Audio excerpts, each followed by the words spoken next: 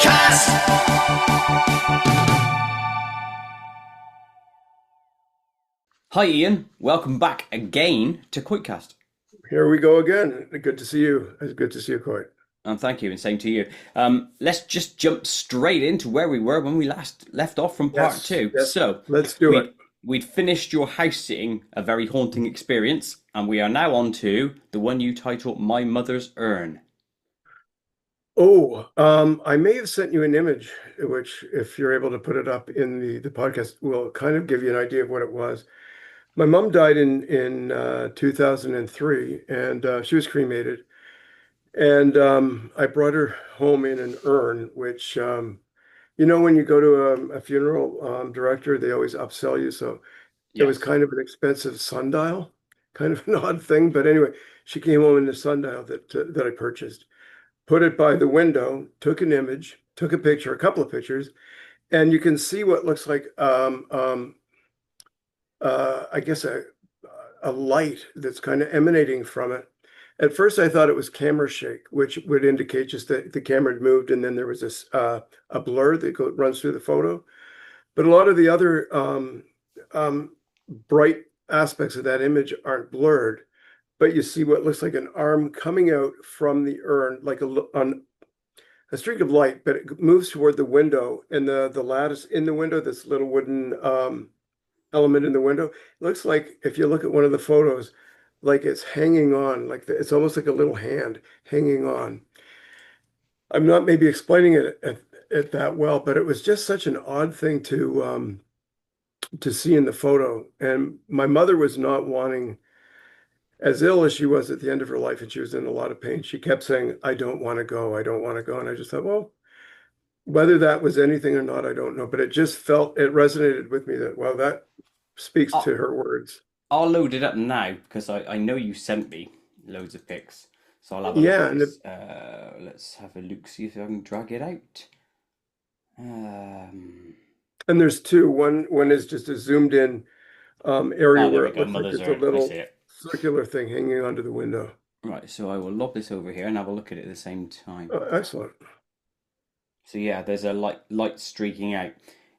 Is that some sort of like camera blur, like time lapse thing, do you think? Or is that It could well be, but if you look at some of the other aspects of the picture where there's kind of lighter areas in the photo, it's not blurred. But then if you look at the close-up where it reaches out to the window, look at that little circular thing that's holding onto that little piece of wood in the window, like that structure in the window that yeah. keeps the panes together. I don't know whether you have the second shot, Yeah, I've got it in front of me now. I'm looking. but I just thought that was kind of the fact that I've never had that happen before, quite like that. It's a digital picture, but it could be a light streak. But that loop around the window, I thought was kind of odd. Yeah, Can you no, it see is Can you odd. see it? It's strange. However, it was created. Let's just say it was prosaic. I'm Yeah, not saying it is or isn't, but let's just say it is. It's hard to unfathom how that would do that. I can get the line streak. Do you know what I mean? Unless it was some sort of glow bug or something that went zzz, zzz, but that's doubtful, isn't it? yeah. My mother became a glow bug. That's a possibility. Yeah, no, I would never insinuate that. That was Yeah. her nickname, glow bug. No, I'm just kidding. But no, How the very the thing. apt. No, and you know what I like about these conversations is it would be silly for me to say that it's not prosaic, because it could very well Mm. be. But I just think when things occur at a certain time, do we look for meaning? Probably we do. That You was the thing know, I was going to ask you. Do you think we are looking for signs at a right time to make meaning of where there is no meaning? If you know what I mean. I think we do. And then I think the important thing is to step back a little bit and say, okay, I've got to give space to this being something other than otherworldly or supernatural. On the other hand, I think synchronicity and the fact that I saw it and then saw that loop around the that wooden strut in the window was odd. But it kind of connects you a little bit with somebody you're missing that's passed. So I take it as a blessing, whether it's prosaic or whether it's something else. But yeah, I leave it as kind of an open question, Mm. just an observation, essentially. No, no, that's fair enough. And your mum saying, "I don't want to go, I don't want to go." Do you think that's a commonplace thing that most people would say that, or do you think most people I've want to known leave? I've known a number of elderly people. She was 87. I've known a number of elderly people that have felt, I've been long enough on this earth and my time is such that I'm ready to go. And she was fighting for her life and she just really wanted to stay. She couldn't eat. She was on not a breathing tube, but she'd aspirate. So they had to Oh yeah, do just the give old her thing. some, Hmm. yeah. And I think basically, even though it was so hard for her, she didn't want to give up what she had. And she goes, I need to eat. I want to eat because she was just wasting away to nothing, which was really sad for me to see. But the point is, she couldn't eat, but she was so determined, I'm going to get back to health. It was really sad. But I've known other people that, like, when they've got at 87, I mean, there's not that many years left anyway, and they wouldn't be quality years. She was in a lot of pain. Hmm. But she really wanted to stay. So it was heartbreaking. So then when I saw that picture, I thought, well, you wanted to stay and maybe And you maybe, did. yeah, yeah. In a way, I But kind of hope it is that. Don't you think? we'll find out one way or another maybe when our time comes. And then She's you probably, become a picture, yeah. yeah. Can you say, I'm going to arrive on the other side. I'm going to meet her and she's going to say, good to see you. But it was a glow bug. I just want to let you know. But at least you'll know, like you said. Exactly. And then that's something. Thanks, Mom, for ruining my hopes. But yeah, it was just an interesting thing to see. Definitely, I agree. Next one, familial history. My mother's indoor encounter with orb or ball lightning. That what's interesting? Ball lightning. It was only recently that I think scientists have basically pronounced ball lightning as a real phenomena. For years, it was kind of questionable whether it was like UFOs. Is it real? Is it not? But when my mother's father or my grandfather, um, my grandfather had a cottage north of Toronto, and my mom, when she was in her probably late 30s, early 40s, had friends over at the cottage, just a bunch of women in the living room, just enjoying the afternoon when a ball of light came in, a window screen, traveled past them all. They all jumped out of the way, and it went out a door. I guess a door that might have had a screen. So my feeling is it's traveling on a draft. So it could be ball lightning. I don't know. But the fact that a lot of things that are supernatural seem to be familial, they travel in a family line. So I've always wondered about that incident, whether my mother actually had an experience with some sort of an orb that came through, or was it ball lightning? But the fact that she had a close-up personal experience, if it was ball lightning, is highly unusual in itself. So I thought her telling me that was always something that stuck with me as maybe there's something to it, maybe there's not. But it's something she told me several times throughout her life that that was kind of an unusual and frightening experience. Didn't I would burn say, yeah. anything. It just went right through and they all saw it and they all experienced it. I don't know, but that was so long ago. And you know what's unfortunate, Coy, is my mom, I never shared any of my stories really with her, and I don't really know why. It's like that UFO I was telling you about when I was 12 in the backyard, not compelled to tell anybody about it. But now that my mom's gone, I really wish that I'd broached the topic of, UFOs and other things to find out if there was something that maybe she could say was unusual in her life that would that would indicate that there was kind of a history. A link, Now, yeah. all my grandparents were dead before I was born, so I have no ability to really know about their story. But maybe she might have heard of things. Is I imagine that is something that's very common where you want to say something in your head, you're thinking, oh, I Right. should probably talk to my mum, and then you don't. And she's probably actually thinking the same thing at some stage and then don't, isn't it? You know, it's That's interesting. a stigma sort of held in us. I know. Can you imagine when I later in my life when I was visiting her, the two of us just looking at each other with not much to say, both thinking, should I broach this topic? And neither one of us did. Hmm.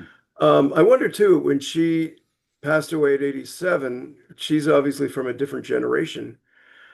I can imagine it would be a lot harder for somebody that was born in 1915 to really go public with that. I think the stigma would probably be a lot more ramped up then.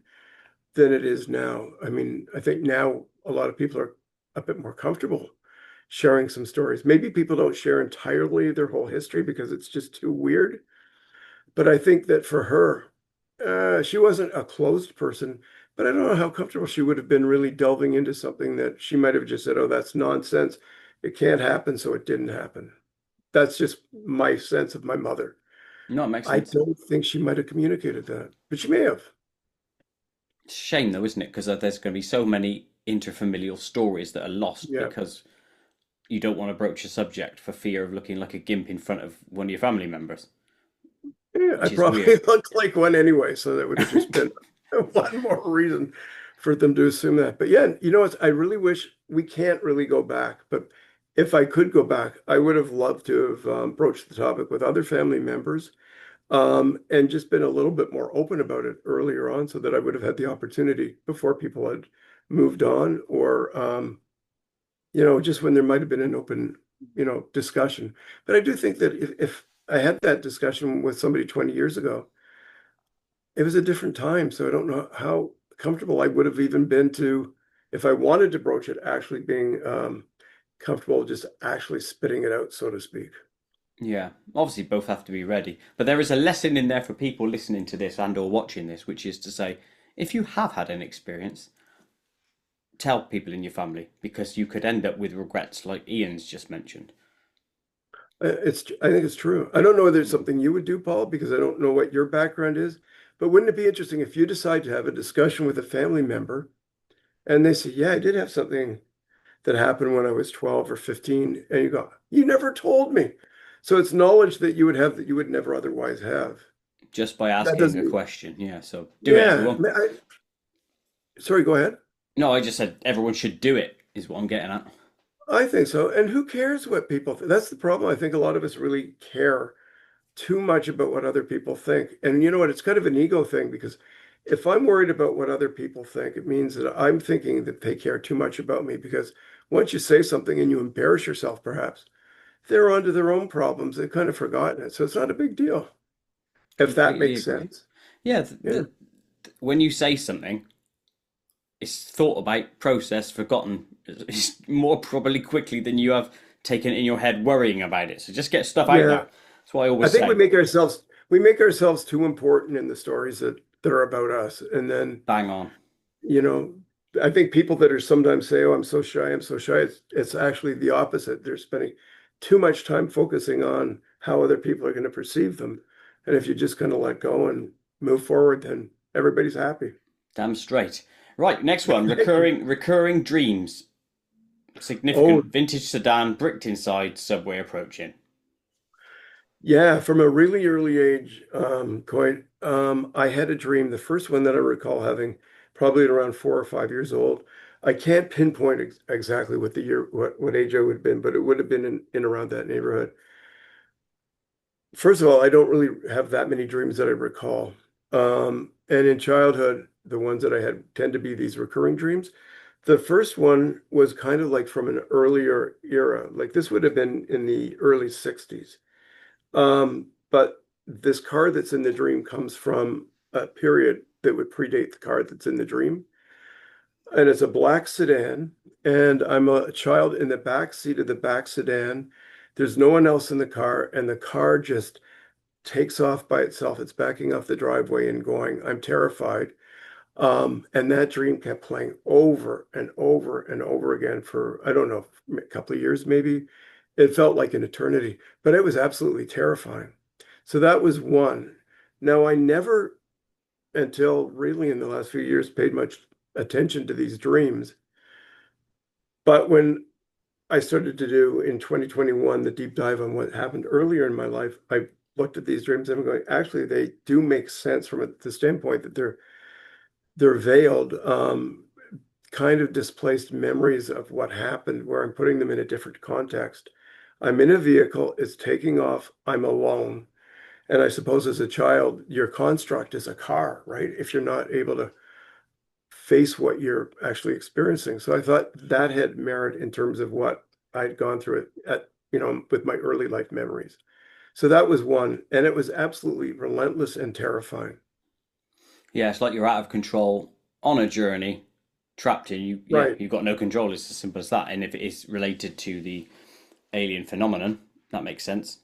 And what I find kind of fascinating about not having, looked at a lot of my experiences until relatively recently, I didn't know that it was quite a common thing for things in dreams or recurring dreams to be of times past. So things come that seem to reflect a different era than the one you're living in.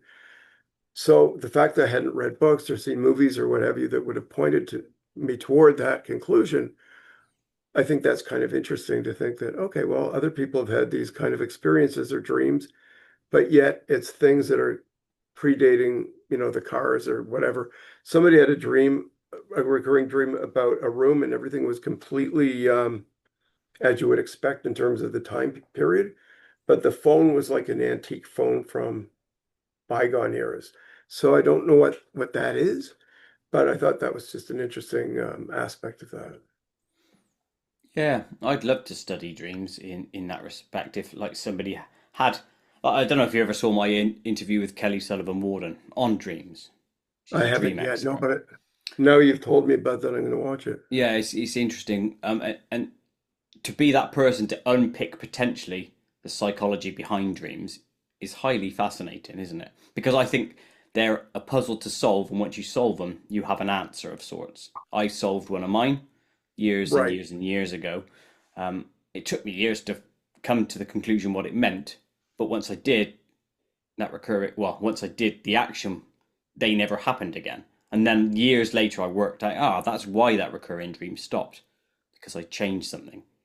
Oh, so you've had the recurring dream. I used to have a recurring dream for years when I was younger, probably 18. I'm just going to say that arbitrarily. I can't say what it was, but I would have the heaviest legs ever. And it just takes such immense strength to move one leg in front of the other.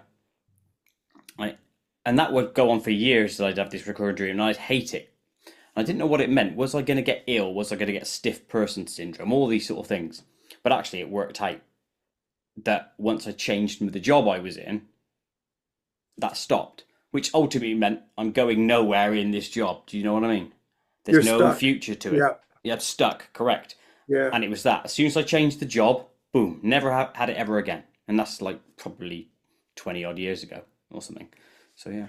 Yeah. And the fact that the correlation of it stopping with you making that decision is everything. So I think there's your answer right there. Exactly. I know that was the answer for me. So I'm always interested in recurring dreams, and I ask it a lot in my Koit zone section or other sections because I'm interested to see if other people have had them and have solved them. Because then that would lend something to mine. Do you know what I mean?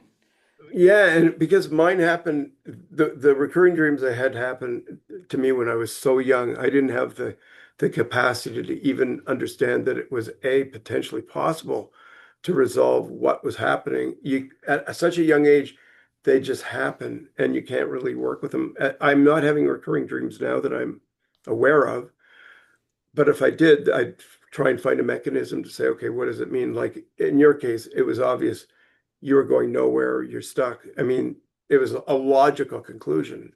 And it put a halt to that, which is great because then you had a sleepless, or rather a night of full sleep, waking up and not having to think about this puzzling mystery. But yeah, I wish when we were younger that there's knowledge that you can't have until you're older and you have the academic credentials maybe to work with things that you don't have when you're young. Yeah, the wisdom needs to be there initially, and then we'd all live Yeah. better lives. But that's, one of the tricks of humanity, if you will. So what's the bricked inside one? That was another one that kept playing over and over and over and over again. And I would wake up from this dream and I was again alone in the house. And maybe the window coverings were there, like the drapes and a little bit. But once you opened the drapes, it was all bricked over. You'd go to the front door and open it, and it was all brick. There was no one there. But again, I'm trapped in the house with no means of getting out because everything is bricked over. That just like the first dream, it came maybe at the same time, maybe a little bit later, but would play over and over and over again. And you, as a kid, that kind of dream is absolutely unsettling Properly. Yeah. because well, at least with yours, when you were older and this was happening, you had the mechanism to say, let's explore what it was. So I didn't have that luxury. Eventually, those faded and then they didn't come back. But I didn't do any deep dive on why I was having them and how I could resolve these issues. But I just think when I'm delving into my history with UFOs mostly, that they kind of make sense in the context that if you were taken, that these would be the kind of things that your brain would try and work through things in a way that maybe a child wouldn't be too freaked out by, but yet freaked out enough that it was still weird, but it wasn't involving anything beyond a car, and in this case, a house. But both were the same. I'm inside, I'm trapped, and I'm alone.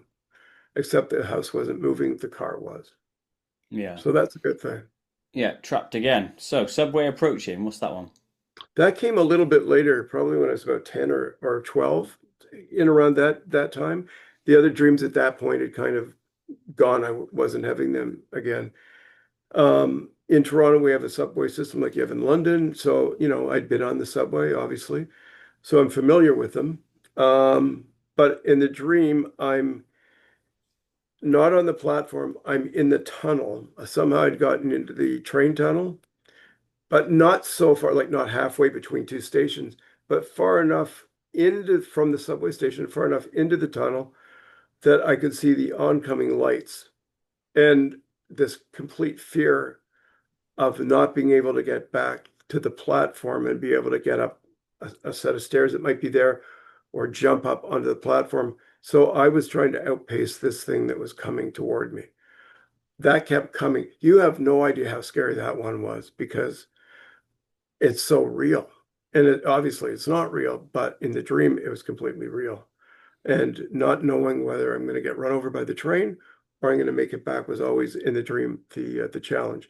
And like so many people that have dreams of like falling from a tall building, it seems to me that I can't ever recall getting back to the station, nor do I recall ever being run over or hit. So it was just the fear of just seeing the lights coming and knowing, oh, I'm in trouble.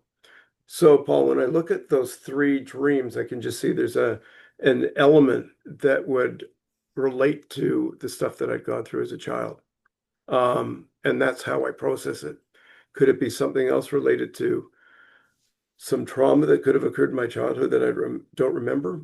Maybe. But to me, the most logical explanation is that these were just ways that I was dealing with the memories that were suppressed, but were coming out through I call them dreams. I should actually be calling them nightmares. Let me recategorize that. Mm. They really were nightmares. And I have no idea what made them stop. But yeah, they also, I think too, when you get older, um, other things in life start, school, other distractions kind of might come into play that kind of, you have friends, as you get older, more friends, and you have more activities at school that might just be a good distraction. But when I was young, these were terrifying. Yeah, and I agree with you on the theme. It just seems like it, doesn't it? Oh, look, the lights are coming. Now I'm trapped. Yeah. I'm not in control, and now we're moving somewhere. There's a picture being drawn there with them three. Yeah, and I never had a fear of trains or bricks or old-fashioned cars. So these things in themselves weren't terrifying. Mm. But in the context that they were, manifested in the dreams, just were unbelievably frightening. Yeah, and it's interesting. We spend a third of our lives in a sleep state.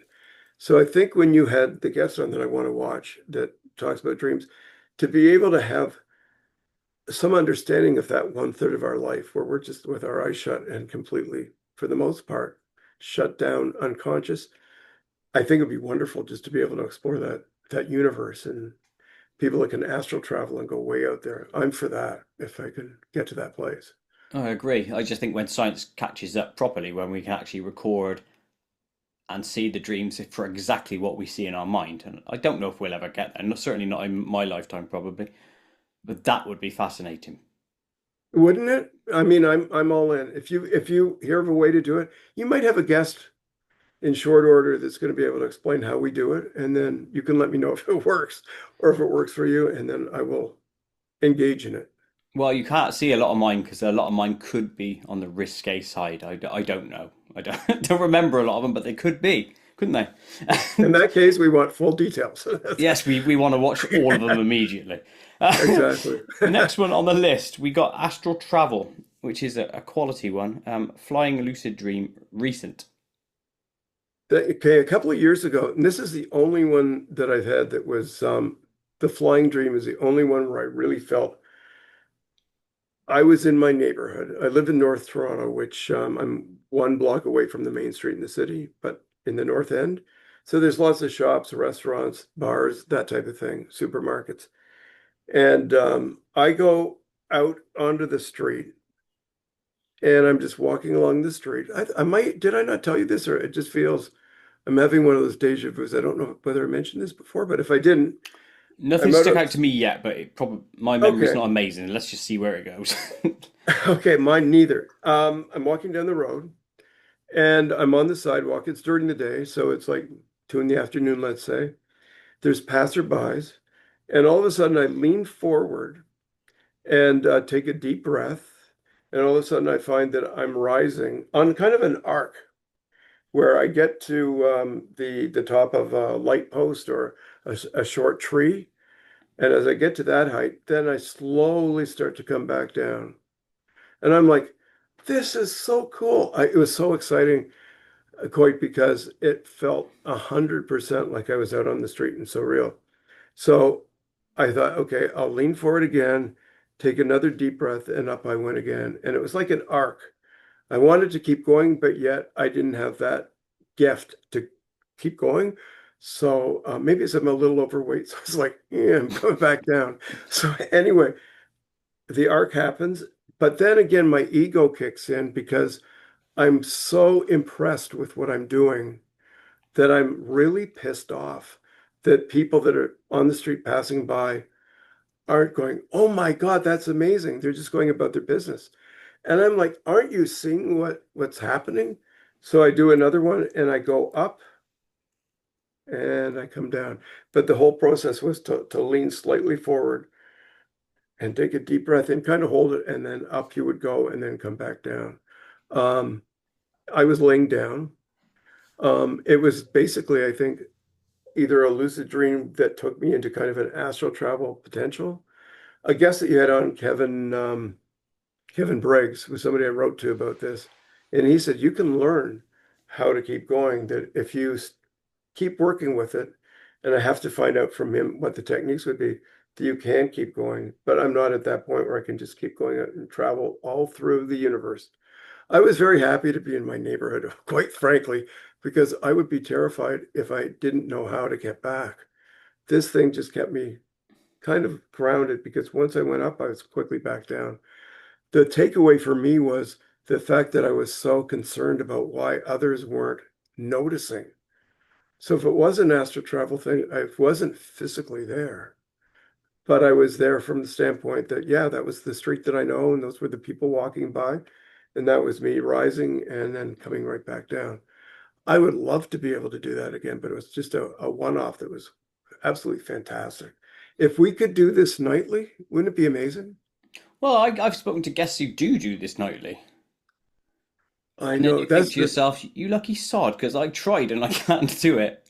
the but the thing, don't you think the thing, Coit, is that you need, I don't mean you, this is a general you, that we all need to just keep plucking away because things happen when they're meant to happen. So if you want it now, I think wanting is a really wrong intention. It's just you ask for it, and if it's meant to happen, it will happen, but it'll happen when it's meant to happen.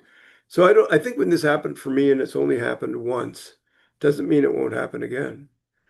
Mm. The hard part for me is to, go into a meditation, which I do, and not be distracted with what I've got to do tomorrow. And, I think about a song that I like, or, what I need. Oh, I forgot to put this on the shopping list, and oh, I got to make these calls. So getting down to that place where the mind kind of just can filter all that noise out is a bit of a challenge for me, but I'm learning to be better at it. And I think probably what happened for me in that moment is I probably had a moment where I was relatively open without clutter, and it just kind of unfolded because of that.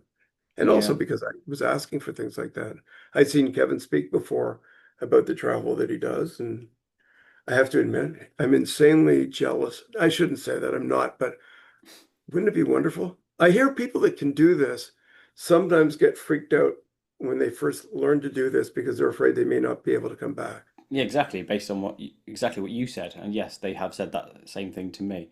But there's always something that keeps them attached or grounded. They can never get lost. Well, I think the ground, I've learned in the last couple of years, grounding is one of the most important things to do because it's a protection. Um, Kevin talks about the Council of Eight. I did some work trying to reach out to them, and I did it the first time without doing any grounding. And the next day, I was so frigging tired, I couldn't believe it. I think that grounding, it protects you from all of the stresses that you might encounter when you're trying to access some other frequency or dimension or what have you. And if you're not grounded, you come back from it where you're just spent. And if you're grounding yourself, everything's a lot more gentle. So there's a lot of lessons that I'm learning now in life at an older age that I wish that I'd learned at a much younger age. But then it's exactly what you said. It's things will happen at the right time for the right reason, and I believe in that. And I think we wouldn't have been in a position to do this years ago because there's way more distractions in our mind. And, and I also think, I wonder if it's something that you've thought of when we ask for things and we don't receive them, or at least I wonder, when you say you'd like to have some of the encounters that some of your guests have experienced, how do you know you haven't?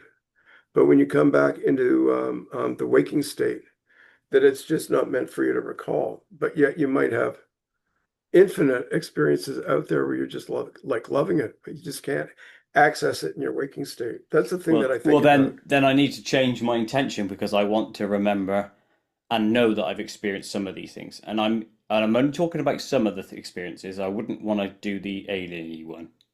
I've said The that which one? many I'm times. sorry. The alien-y one where you get abducted and stuff. I'm just not interested in being taken because consciously right now I don't want to be taken. Maybe another part of me, if there is such a thing as an oversoul that and all this contract stuff, has agreed to go. I don't know. The me now doesn't want to. But I would do the lucid dreaming and all that sort of stuff. That's great, isn't it? And astral It is. travel. I remember asking you if you could have I hate the word abduction because for me the experiences I've had haven't been traumatic because I think that knowing myself, the things that I've encountered should have been traumatic because I know how I process things and I'd be very easily frightened, but they weren't frightening. So I think they work with us sometimes to make us feel that it's a gentle experience and they want you to feel that way. So I'm thinking if you could have that, if you had that experience and you came back from it, you'd probably be thinking, I'm glad. Well, it's kind of like going on a roller coaster, one that you don't want to go on, right? Once you get off it, you're probably going, wow, that was so cool. I'm glad I went on the ride. But you know yourself, you know what you want, what you don't want, and that's probably a good thing to know what your tolerances are. I'm not so sure if I didn't have that kind of not I guess protection is the best word I can think of. If I knew something was coming into my home to interact with me, but didn't give me a sense of calm, I think it'd be hugely, hugely difficult. And I wouldn't welcome that. But if I had that sense of calm, I think it's fine. Well, I don't like the part of your sentence there, which is them coming into my home. Hold on. There's a door and windows for a reason. Yeah, Stay exactly. out. If I open the Oh, door, you can come in. I Other than think you that, just bugger off. quite you just helped resolve my recurring dream issues. That's why the doors and windows were bricked over, keeping them out. Yes. Well, there you Potentially, go. I'm not kidding. I think that could be a logical issue or reason for wanting to be isolated from something frightening coming into a young child's world. So So it's not Good trap on then, you. it's protection. It could be. I never thought of it Mm. that way, but you opened me up to It's an that interesting thought, interpretation. yeah. Yeah. Well, it could be both. I was trapped Yeah. in the fact that these things were happening, but I didn't necessarily welcome it at that point. And right now, if in conversation with you right now, if something just walked into the kitchen right now like a short gray, yeah, you'd probably see me hit the ceiling because I'm not prepared for it, and I'm not feeling like you say. I haven't sent out the invitation for them to arrive today for me to be ready to greet them. But they know when they wish to interact with us, and I think that it's up to them. I don't know, but I'm just surprised that I haven't been more afraid of, the encounters that I've had because I do, as I say, I know myself logically, and my first thought would be about myself, yeah, it should be terrifying, but sometimes it isn't. Mm. Then it I makes should me think, wonder how much of that is either Stockholm syndrome or they've placed calmness into you. I don't know what it is. It's I really think they place calmness. I think they can assign the emotional mm. response. Now, people who have had bad encounters, I don't know why they don't have that kind of gentle reaction to what they're going through. Maybe sometimes people aren't given that opportunity to experience things that way, or maybe they just resist it to the point where they can't ingest whatever they're trying to give you to make it gentle. I have no idea. But yeah, people have horrifying experiences. I think as a child I did, but then as I got older, it wasn't terrible.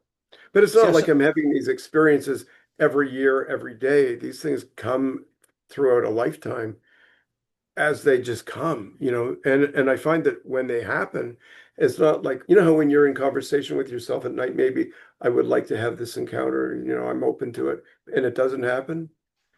Sometimes these things just happen without you even being aware that you're asking for it. It just comes. And that's the interesting part. I do Like, struggle why? with the whole alien encounter thing because no matter which way I look at it, they are in control and are taking us or doing stuff. It's always on their game plan and their agenda, and it never seems to be ours. From my perspective, but I know there are people that actively reach out and encourage it or call for it, but Well, it I, just I seems remember weird for when I me. when I was telling you about the QHHT session that I did with Sarah Maher.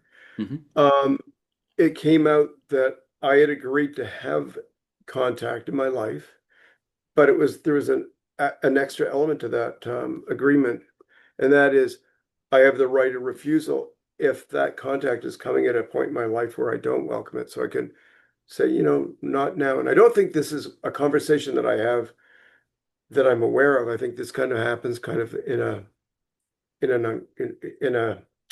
there's a consciousness element that you're maybe making agreement that, yeah, I welcome you, to come now. If I'm not being articulate in the way I'm I expressing get it myself. though. There's a consciousness here, then there's a sort of like another one, and then maybe another one, and up here above your Yeah. waking consciousness, you're making that decision. That's what you're Yeah, getting at. making that decision without even being, I mean, it's probably an accurate answer, but it's not interfering with my day-to-day life or with what I'm doing in the moment. Because I think if I did have a knowledge or have knowledge that something was going to occur that evening, it would probably really bother me, and I'd just be waiting on tenterhooks for when's it going to happen. And so it's kind of all kind of orchestrated, and it works. I really think it works. And other Yeah. people have talked about this as well, these agreements, but I didn't realize there'd be like a two-parter where it's okay. You've agreed to have involvement, but yet you can control when you're comfortable having it. So, maybe there could be something with work or something in your life where that would just be a distraction and they would hold off, essentially. Something springs to mind here, and I can't remember if I've spoken to you about this topic on the last two Mhm. because there's been some time between, plus my memory is shit, as we know. Have you ever watched that program called Severance? It's on Yes, what a great Apple show. Plus. Now, isn't that this where you've got the innie, which you could argue is us here on this plane of existence that only know this, and then you've got the outie, which could be our oversoul or other consciousness aspects Right. of us, and they're the ones making the real decisions. Is that what it is? It's an excellent analogy. I love that show Hmm. because I think those two worlds that are so separate and it's so screwed up. That is the most, I mean, isn't that just the most, when you watch that show, it's so sterile and just disturbing. But yeah, it's a really interesting analogy. What do you think? I don't know. Whatever way I look at it, I get a feeling that we're a puppet or a pawn here. And I've said it to a few guests, and I've often got sort of like negative reactions from them, or I feel scolded for me saying it. But I think we are, in some respects, a pawn moved out on a board, and we're just being manipulated some way or another. Even if that's by ourselves, if we agree that there is some other aspects of us higher Right. or elsewhere, it just seems like this version maybe is an avatar in a game, and we are being played, and we have our own thoughts and wants, but actually we're not the one in control of it. I don't know why you'd be scolded for having a sense about something that could be absolutely real. You can't dismiss somebody's, musings or feelings that this could be the way that our universe works, or at least in this iteration that we are, like you say, an avatar. I think it's completely reasonable. Hmm. I mean, why Maybe why I would felt scolded. Maybe they haven't said anything negatively directly at it, but I felt a couple of times that I've been I could pushed see how some out of people, that thought. you could be scolded by somebody because they could be on a subconscious level so disturbed by that concept that they're scolding you because they just want to push that completely away because it's an awful thing to think that, yeah, our actions and all of our purpose here is for naught. It's all up to what they want this avatar to do, how it should behave, how it should look. And then consciousness is then maybe a whole other thing, that it's Hmm. not ours. It's just a program that's running that's just saying, okay, this is what a Koit is. But you Yeah, know, he's a right gimp, this one. Go nowhere near him. This is a strange one. yeah, But well, like, this, hey, look at me. This is my third time, so I'm obviously not running. So, well, that's something. I'll take that. yeah. Next one on the list, August 29, 2021. A photo I took at Summer Place in Atlantic, Canada brings an unexpected reaction. Actually, Do I this is have this picture? probably this is interesting to me because I bought a place during COVID, just on the ocean, or it's actually a bay, and it's just like so remote, and I love it. And I was just taking a picture at sunset, nothing to do with UFOs or anything in the sky. And then I looked at the images that I took, and I just saw this little thing that looks like a tic tac. Now it may not be, but then an adjacent picture has a streak in the same area, which would have been taken a couple of seconds later. Um, this is going to sound crazy, but because I'd not been plugged into any of my or hadn't I hadn't been doing a deep dive into what had happened to me in my youth. I just kind of let it all kind of just exist, kind of compartmentalized, kind of put in a box, shoved away. I looked at the picture on the phone and I'm like, this is really interesting. It may not mean anything, but immediately I got this overwhelming sense of bliss. That boom was like just like this buzz that was like I'm on a high. I'd never heard of you've probably heard of it from other guests, but the a Kundalini experience, which is I'd never heard the term before, or never heard the word before. This is only in 2021. And I just had a sense that the picture that I took is what was leading me to this feeling that it happened exactly then. Do we And for have this whatever picture to look at? what's that? Yeah, go for it. Go for it. Yeah, do we have it? Which do you know which Yeah, what you it's should called? have it there. And if you don't, if it's not there, I can email you the two images. I do have a sunset image called Grand Ants Sunset or ANCE Sunset. Is It that the right might one? be, it could be that one. But I'm not seeing it. Are you throwing it up for me to see, or No, I haven't yet. It's got like green flower meadow in the bottom left, bit of is it? water, and then a No, sunset to the right. I don't think that's the one, but Oh, I okay. can send it to you and you can have a look at it later if because Yeah, I cool. don't want you to waste your time now if you don't want to. But it wasn't an extraordinarily exciting image, but there's just a little tic tac in the sky or something that looked like that. And then looking at the pictures, I say this just this bang, this huge sense of bliss that lasted for a full 6 months. And people have said, wow, that's cool. It must have been great. And I went, not really, because when you have that just heightened sense of just wonderment and everything is just open in terms of just everything is perfect and great and the world is my oyster. When you go to bed at night, you can't shut it down. So there were many, many, many sleepless nights, and I wanted to just turn it off or bring it down, and I couldn't. And a lot of people say, yeah, the Kundalini experience has that element where it's not all necessarily a positive thing. For whatever reason, I'd seen shows like Ancient Aliens. I don't really watch it regularly, but I'd seen Kathleen Martin on a number of these shows, and her name popped into mind. I'm going to reach out to her to see if maybe she could, you know, give me some insight into why I might be experiencing this. I showed her the pictures, and I thought, well, I'll write to her, but she's a busy woman, and I may never hear from her. She wrote back, and she was so lovely. She was wanting to answer my questions the best she could. I explained what was happening, and she really took the time just to make me feel that, you know what, there's millions of people like you. She didn't say millions, but there's numerous of people like you, and we don't know how many, but there's a phenomenon, and you're experiencing what many other people do. And just having that ability to communicate with somebody who was like-minded and could kind of make me feel, yeah, you're okay.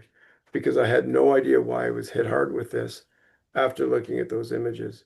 And again, I really like what you do with your guests. You can challenge them and say, well, is there any chance that that blissful here I'm asking you a question for you. Sorry about that, Coin. So But yeah, could it be that Kundalini experience is about something else? And it was a coincidence that what I was looking at on the screen was just taking me back to my childhood and just opened up that experience of Kundalini. I don't know. So whether those pictures were anything prosaic or exceptional, I don't know. But I do know that that Kundalini experience is definitely about something that plays into this whole unexplainable history with UFOs and maybe other things that have happened in my past. But it was just opening up the camera to, or rather look at the pictures on the camera to see what I had, and then boom, it had happened.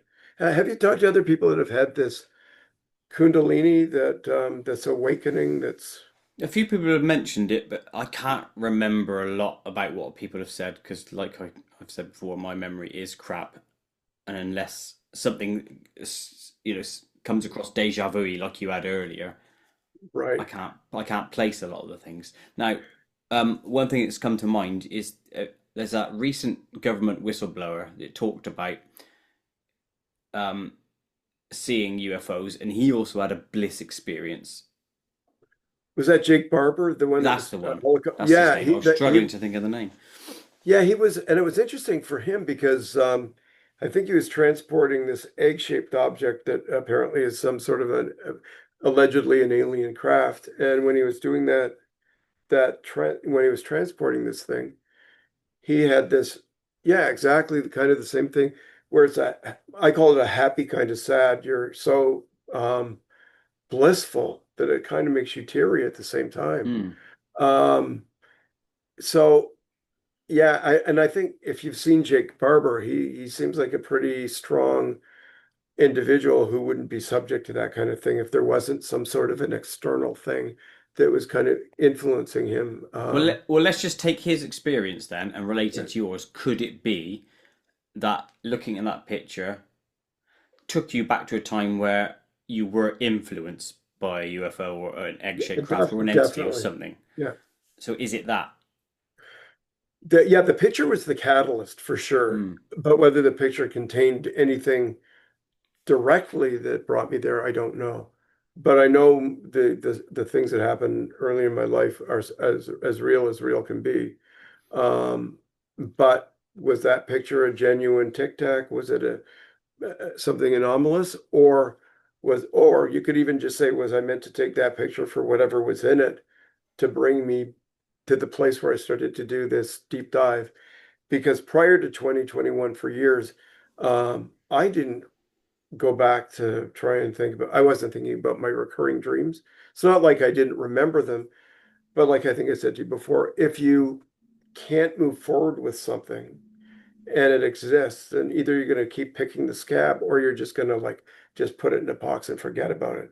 And that's basically what I had done for years. So that those images that I took, um, I felt were significant. And they were significant in that they either took me back or there was something in them that just boom, gave me that same kind of experience that Jake Barber had. And I've watched him on a couple of podcasts, and he seems like a genuine guy. And and I forget what the name of the channel is, but there's a fellow that does work with looking at body language to determine whether there's deception. And they looked at Jake Barber talking about that experience that we're talking about here. And he said he sees nothing to indicate that he's being deceptive. So he says either it's real or he believes it to be real. Mm. And for any of us, that's all we can do. Because I think if I go back to my childhood, there'd be certain things that I would observe that are going to be somewhat different than a memory at my age is going to present, if that makes sense. I think anything in life that you go and examine may not be exactly as you remember, but there's so much stuff that's so screwed up. I want to say effed up, but this is a family show, so it's got to be. I think it's a family show anyway. I So, don't think it is, but I don't. yeah, I've never had any families sit down and say to me, "Yeah, we sat down as a family and watched your show." exactly. Well, in the coming years, quite maybe. Maybe. Yeah. I say again, this picture thing is interesting because it suggests maybe it was just a memory that you unlocked with the key of the image. It took you there. I seen it was a real thing, or that let's just say whatever that was in the sky wasn't directly linked to your experiences, but then is still a code in the universe which became a doorway. Both are fascinating again. And the way you put that, you put that really well, because does it mean even if what was in the image wasn't anomalous, was it yet meant to trigger that? In other Yeah. words, that's what's so weird about our existence, quite, is you think you figure things out and you go, it's all undone. I'm going to have to start from scratch because now I've got a new sense of how I can look at things. And I do think that in maybe 6 months from now, I revisit, I might have a different feeling about those images that, yeah, definitely I was just ready. Maybe subconsciously, I was thinking, or maybe say I was dreaming one night about maybe having that recurring dream again. And the day that I woke up and saw what was in the sky was what kind of reconnected me to the past. It was just meant to be because what I've been working with that I wasn't even aware was something I was processing. So yeah, who knows?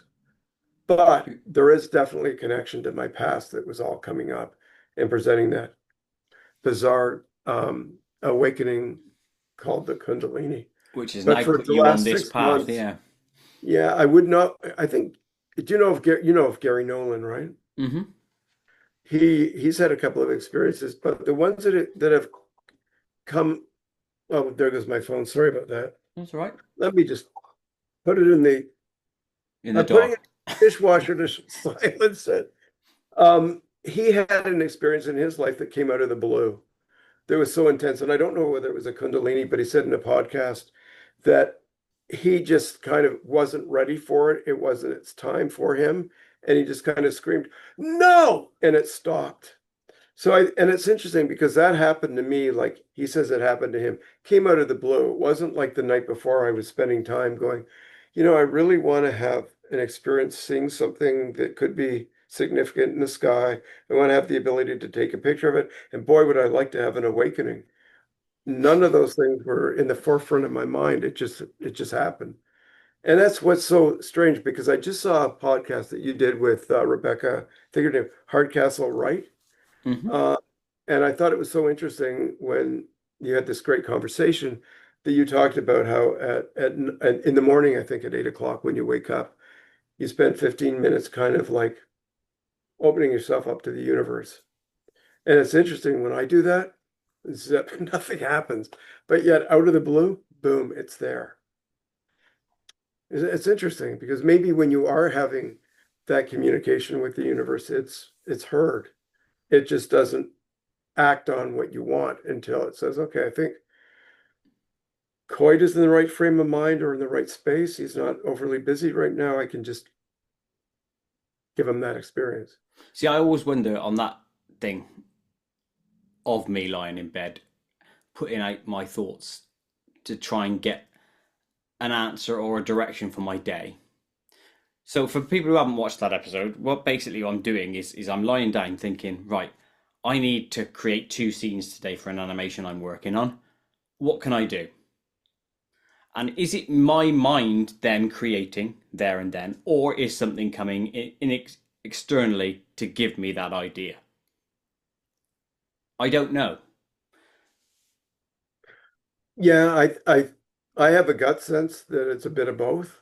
That you're asking for guidance and you actually get it. Um, and if your animations turn out in a way that probably exceeds what you were anticipating it would be, then I would kind of take it as kind of a blessing that you did have that communication and it worked.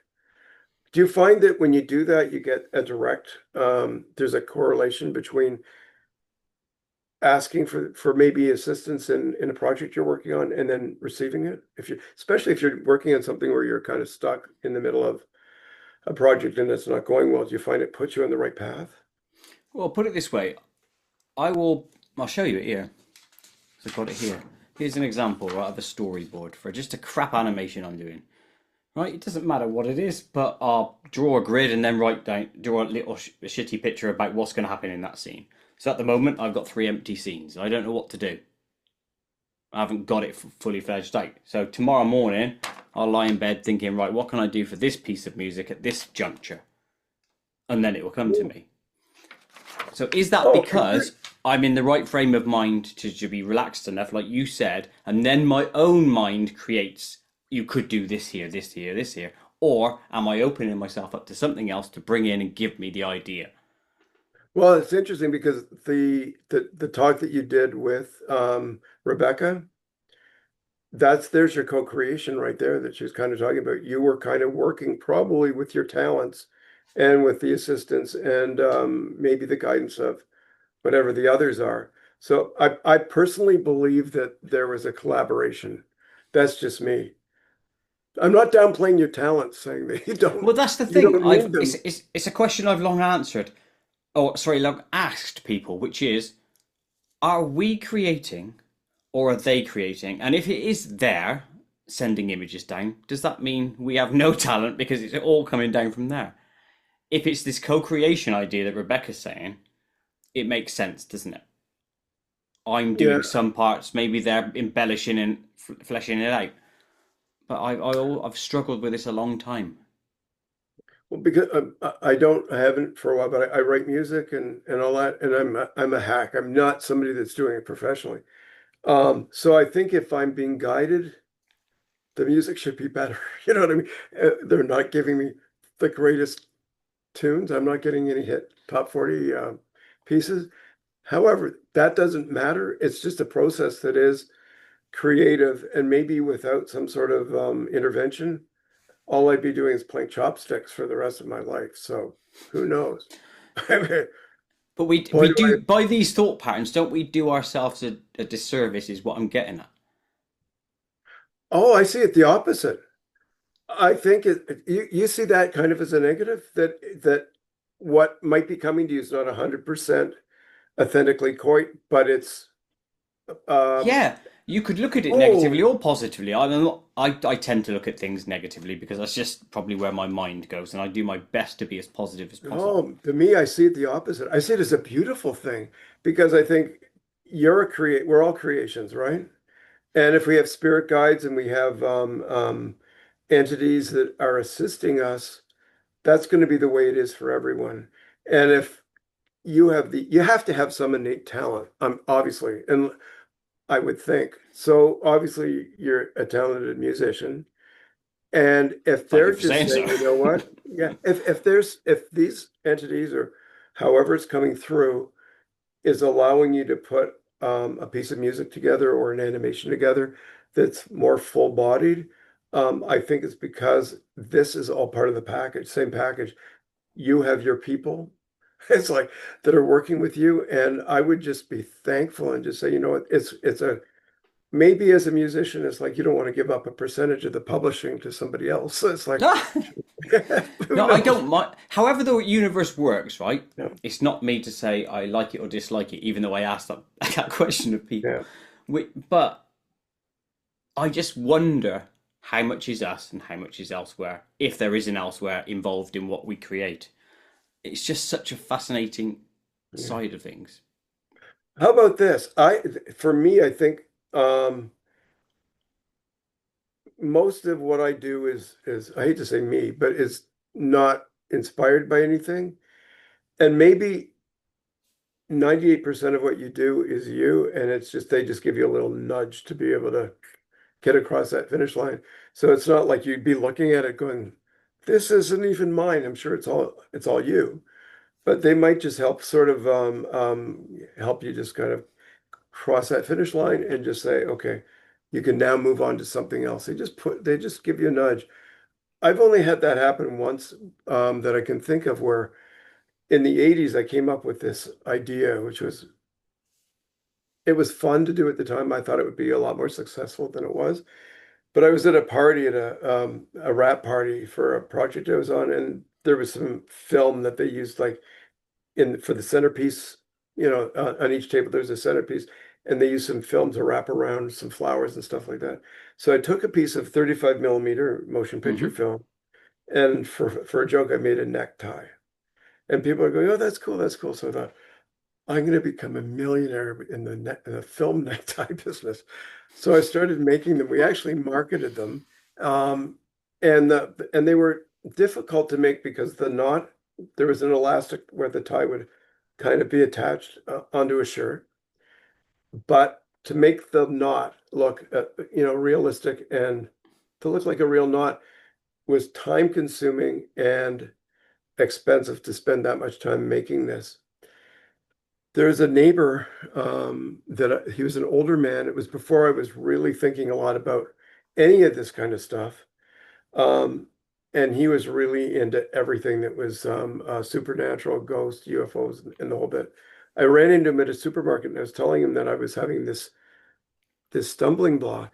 And he said, when you go to bed tonight, ask for assistance and they will guide you. And I'm like, yeah, right. I did. And I got an answer the next day to how to just crimp the film. It's hard to explain. But anyway, I found a really simple way to make the knot. I never would have thought of that if it was during my waking moments. I woke up and I had the answer. So I don't think that was me, unless through in this during REM sleep or throughout the whole sleep process, I am going over it and over it again and figuring it out myself. But it didn't feel that way. It just felt like it was handed to me on a silver platter, and away we went. It's kind of a waste of time because for all the effort I put into it, the world's not everyone is wearing film ties to work these days. Just So not ready it for it was yet. not ready for it yet. Yeah. So and film's gone the way of the dodo bird with everything digital Well, anyway. I'm wearing a digital tie now. You just can't see it because it's one of the see-through ones. But it's lovely. I It's took the as alpha you would down on say, it. Yeah, it does look it's lovely. quite Thank you. lush actually. Thank you kindly. It's got like a Yeah. big kipper. You can't see it, so I won't bother you with it. But it is lush. Okay, let's move on to the next one. Night vision recordings of yours. Now I know you've sent me a folder of these. I won't go through each and every one of them, but do you want to pick out one or two that stick in your mind of the ones I should show right now? Yeah, I think the one that was the most interesting to me was the cube that came over in December 2023. So it's a year and a half ago. And the thing that's interesting about that to me is that I can't remember who it was, Courtney Brown, who's a remote viewer, and he does the kind of night vision photography that I do, and he also films during the day in infrared. I saw a podcast he did, and he talked about doing it by day, and I was putting my camera out always at night after watching him and him mentioning that shoot by day he sees a lot happening in daylight. So I put the camera out, and the first time I did it is when the cube came through. Um, and I've not really had the cube come through ever again.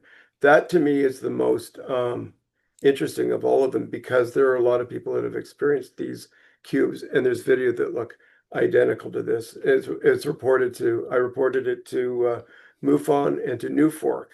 And I got a call out of the blue from somebody who was doing research on the cubes. Am I going off too far into No, explanation? I think we covered the cubes. I'll be honest in our first show. Yeah, I know and I we've don't. gone them, but the reason it just says night vision recordings. So because I know Yeah, that because the I'm cubes using. aren't night vision, are they? In that one? Well, it's the same camera, and I'm using the night vision by putting the camera into the night vision setting. I'm shooting into infrared, even though I'm shooting by day. Ah, I So see. it's virtually the same. But the cubes are, I think, the most interesting only because other people have experienced them. They've shown up on Discovery shows, not mine, but others, and they're absolutely the same, and they rotate. I did give you a clip of it zoomed in and in slow Yes. motion. What was kind of odd about that is it was on the 15th of December, and when I reviewed the footage, it came through three times. And the second, and I can't remember exactly what the intervals were, but the second one that came through was 15 minutes earlier than the one that you have. But because the sun was starting to come down, it was awfully bright at that point. So it's a bit washed out. As the sun was dimming, the one you have is 15 minutes later at about 4 o'clock when the sun is starting to set in December. The exposure was pretty good for that. That 2 days after the 15th, so the 16th, 17th, or maybe 3 days, 16th through the 18th were quite cloudy. On the 19th, I put the camera out again and it came through, but like an idiot, I'm playing with all kinds of camera settings, and I put on a filter, which made the sky look quite black, so it's not the best. But these were coming through quite regularly, and I don't know why. That's the one thing that I'd cling to as being the most anomalous, that I bank on as being um, something that's really unexplainable. So yeah, somebody, as I say, from Newfork got in touch with me and was doing a presentation about the cubes that I attended on Zoom, where he did a presentation. His name's Larry Tyree. When he did the presentation about the cubes, he used my footage and compared it to others who had shot the same thing. Um, Actually, I just sent some footage to Larry about a week or two ago, and I shot some triangles that look like they could be, and who knows, maybe they are satellites or things that are traveling together. They're not, you can't see a solid object, but you see 3 points of light. He's classifying that as an unknown. Um, and some of the orbs that I've photographed, I can't say they're anomalous, but one of them, when I was standing outside on the deck of my place out east, I saw it with my own eyes, and it looked like it could be 8 to 10 inches in diameter. It looked orange to the eye. On video, it looks like it's more whitish. I'd say maybe one of the orb shots would be maybe a good one to show, or the cubes, and maybe one of the triangles. I'll definitely show Um, the triangles at this point because I remember we talked offline about this before, where we yeah, I was sort of like hinting at what it could be. Um, Not to downplay what you've recorded, but just to come up with a I don't think prosaic. I just want to say, when you actually say, could it be this? Or I think it could be this. I really appreciate that, because I think people that are interested in doing the kind of work that I'm doing are too quick to say, oh my God, it's from the Pleiades. I know it is. And in fact, it's like, no, that's a little bug. There's the glow bug again. It's back again. So, you have to be, um, I think, circumspect and say it could be anything. And that's why I think MUFON often calls things unknowns, because they can't say, even if they think it's unusual, that it's from another world. It's just unknown. And Yeah. So they Larry, who's a MUFON investigator, says the triangles he thinks are unknowns, and as well as the cube. So those would be the ones that would I think would be good examples to show. I Cool. I do think a certainly lot will of do this that. does it comes from a consciousness outreach for sure, using the radios that I use and doing the meditation.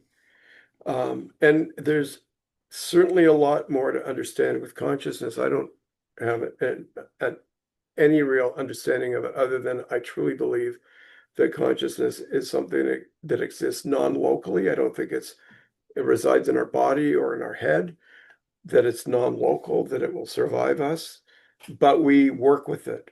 And I think so much my interest in filming the night sky, somebody actually said something that I thought was a really interesting comment or a question. They said, don't you think it's selfish that you take your camera out and you meditate for these things to come through, or for there to be a connection through your radios? Isn't that selfish? Because don't they have more to do than to play with you? And I said, actually, I feel the opposite. I think they're grown-ups. They know when to just say, shut up and tune me out. But I also think people that do this kind of work are actually stretching their ability to understand, are they learning more about consciousness? If I do a meditation and something happens that I see a flash exactly where I'm looking and ask for it, is that maybe a consciousness response? And if it is, and I continue to do this and have sporadically these things occur, is this kind of bringing me into a state of working with consciousness in a way that's more full-bodied, that I have the ability to use it? I really think for me, I really think there is that growth. So I don't think it's selfish to like you in the morning, waking up and wanting to communicate the way you do with the universe, so to speak. I don't, when somebody said that it was maybe selfish, I think, no, I think we were all meant to inquire, because I think probably since, you know, life has been on this planet, there's always been some sort of an inquiry about what are those bright things up in the sky and what are those clouds. And so, yeah, I think that I'm now lost in where I'm going with this. So pull me back, Well, Coit. I'll pull you back into say this. You definitely need, with all the videos you've sent over to me, you definitely need some sort of repository online where people can see it. Now, whether that's just a simple YouTube channel or something, you need to do it. Yeah, well, you've had Pam Nance on the show, and she's a friend who has been really generous, because I'll send her stuff, and she keeps saying, put up a web page, and she's not the kind of person that says you should. She doesn't should me, but the only reason I haven't done it is because I said to you, I don't have a web page that talks about my history with we call it woo, call it whatever you want, but mostly UFOs and things that relate to contact. I've not been called to do it because I enjoy talking to you, because I think you're musing the same way I am about all these questions that we want answers to. I love that kind of involvement, but putting a web page out for notoriety doesn't excite me. But I do think putting the videos out is good, only because I'd love to have people respond to them. They could tell me they're just a pile of crap, This is what I was or getting they at. could, You don't even have to have a website, right? You could just create a YouTube channel. They're easy to yeah, do. Don't take long. You could just lob all your stuff up there, and that just becomes your repository. And then if everyone wants to see it, you've got an easy link yeah. to say, look, go over and have a look. It's all there. This is what I'm capturing. I'm not saying it is X, Y, or Z, but it could be X, Y, or Z. And then, like you said, that interaction you'll get from people commenting on your videos might give you an answer. That's, you know what, I think I'll do it for two reasons. Quite said so is number Oh, one. no, don't go with that. You're the boss. No, and I think it's really good to do to have the comments. I know people are going to dismiss it. I know people are going to say it's this, that, or the other thing, and it's up to me to say I reject or accept that, or I feel, you can only respond to things the way you respond to them. But I think anybody's opinion about something is valid. That's their opinion, and I respect that. Um, I don't like people that are classic debunkers that are going to look at everything that, there's famous ones like, I forget his name, so I won't try and recall it Philip now. It'll take Glass too long. was a classic one. Yeah, that's the one I was thinking of, Phil Glass. He was just relentless in terms of just like trying to shut everybody down. And there seemed to be an agenda. If somebody has an agenda, I'm not interested in that. But if somebody has an opinion, I'm all for it. So yeah, I think I'd like to do that. And as I told you, most of the stuff that I'm talking about is new to me. I don't do podcasts. I've done a couple, but this is all new, so it's a little daunting. I find it fun to engage with people that are into this. Um, but I'm not looking to make a buck. I do this for pleasure. And all of this has been really private for so long. I've got friends that if they came across this podcast, they'd probably just drop dead going, he's flipped. It's like, it's true. I mean, I know, I get that, but that's us playing into the whole stigma thing again, isn't it? And if those people are still stuck in their ways about yeah. things that you know are true because they've happened to you, Yeah. then Well, ultimately that's sod off. that you hit the nail on the head. It doesn't mean everything that you revisit or experience is exceptional, but they're true experiences. They're true to you, right? And some of them I know are 100% bona fide, odd, unusual, and I will stand by it. But a lot of it, you have to say, you know what, somebody has an opinion, and I have to consider that that might be, a reality as well.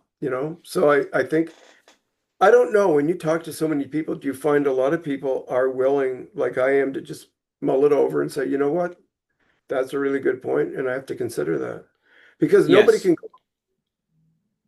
yes, You most find, people are thinking logically, like what you would class as every normal person that you come across, right? That when they're presented with any evidence, they're going to look at it and say, "Oh, that's cool. What is that? Is that this? Is that this?" That's just yeah, natural, inquisitive nature of a person, right?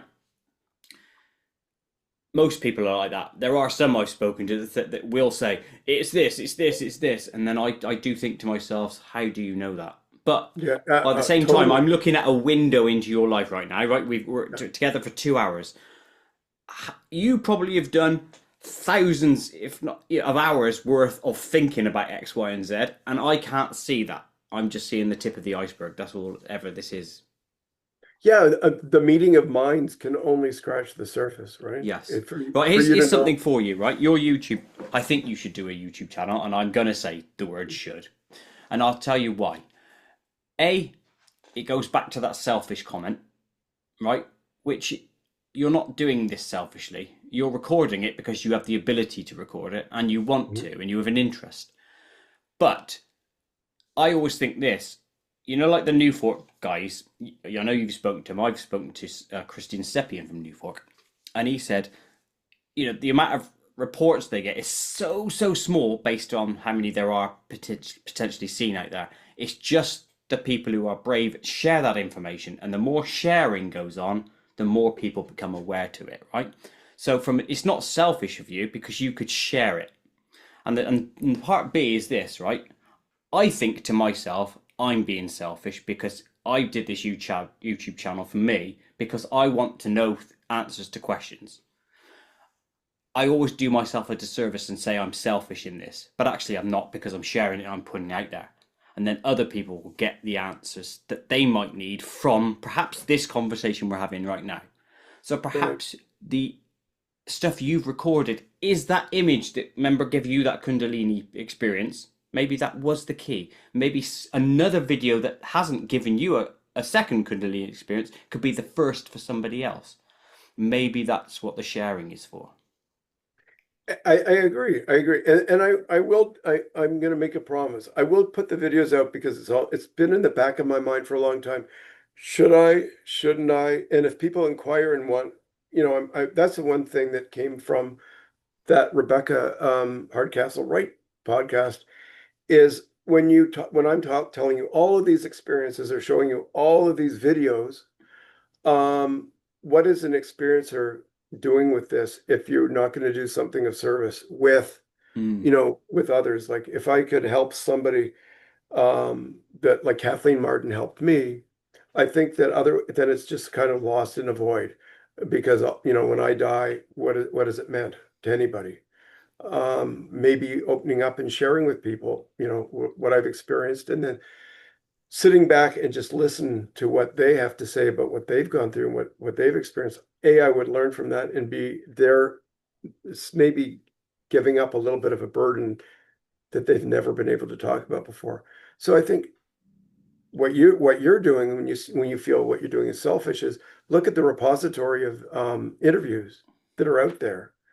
It's given you pleasure to be able to have a meeting of minds with people, but yet it's left a lasting library of things that people can visit and enjoy. Correct. And I will say this as well, if you need help with it, and I'm not a guru in any way, shape, or form with YouTube. I've used it a long time, but if you do need help with it, I can. You just reach out to me, I'll help you. So if you want my help, No, that's ask. awesome.